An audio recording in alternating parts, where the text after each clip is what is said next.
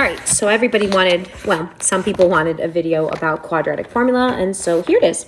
This is directly off of the scavenger hunt today. I already posted this key, so feel free to take a look at it, but I'm gonna do this problem and go through like what my line of thinking is, and just temporarily, I'm gonna take out this little thing here just to be able to work through the problem. Okay, so first thing I do is I try to figure out what's my strategy. So there are two x's in the problem, which means I need to make sure that it equals 0, which it does. So then my first attempt is I wonder what I can do with two x's in the box problem. So I fill out the box. As per usual, this goes in the top left. The number goes in the corner. Two things that multiply to x are x and x. And the only numbers that I can think of that multiply to 1 are 1 and 1. And if that happens, if I put a 1 here and an x here, it'll give me a 1x, 1 and x here, 1x. And now I just have to verify that what I did in the box matches. So x squared matches this. 1x and 1x together makes 2x's.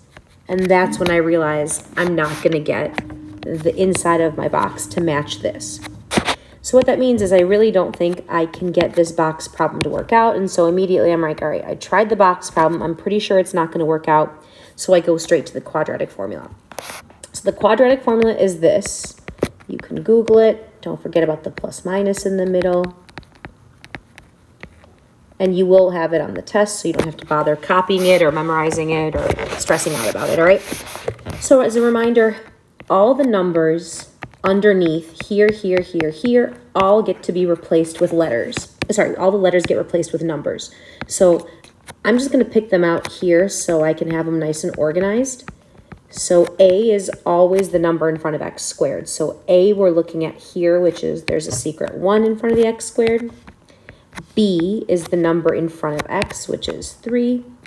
And C is the number without any x's, which is 1.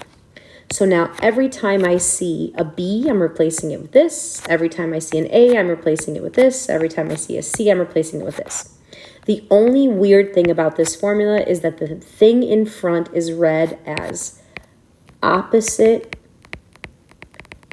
of B, which means whatever your B value is, we're going to change it. This is the only time you're changing any substitution.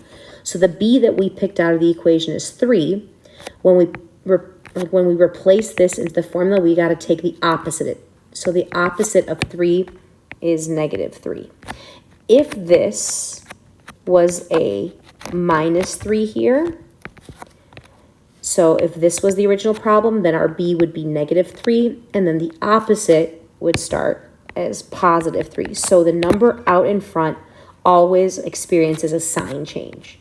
All right, so remember, A is 1, B is 3. Let me erase that a little bit here. C is 1, and then I'm going to go and substitute. So the opposite of my B, so sign change that. And now every other time I make a replacement, I'm following the formula as is. So plus minus, then there's this symbol here. And now the first thing I see is a B. So I'm going to put parentheses. In that B position, I'm going to replace 3. Oop. Sorry, guys, I didn't do the opposite on the front. Sorry. Opposite of 3, so sign change that. Plus minus square root. B, then there's a tiny exponent there squared. I'm just following the formula. -4, -4. Then I get to an A, so I'm going to put a parenthesis and replace with a 1, because that's what the A value is. Then C, replace with another 1. And there's a giant fraction bar to A. And again, I'm going to put that in a parenthesis. And that's my quadratic formula replacement. All right. Is that it? No, obviously this is messy and terrible. So we've got to find a way to simplify it. So I basically say one number in front, one number downstairs, one number under the house. So remember that B changed sign.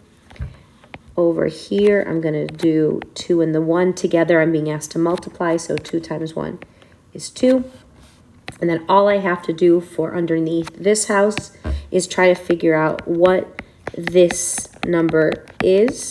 And I'm going to just remove that square root symbol just so I can think through this. 3 squared means 9 minus, and all these get multiplied. So 4 times 1 times 1, well, 4 and 1 is just 4. So 9 minus 4 is 5, and that's where I get the 5. You can do that. Charlotte, did you just fart on while during my recording?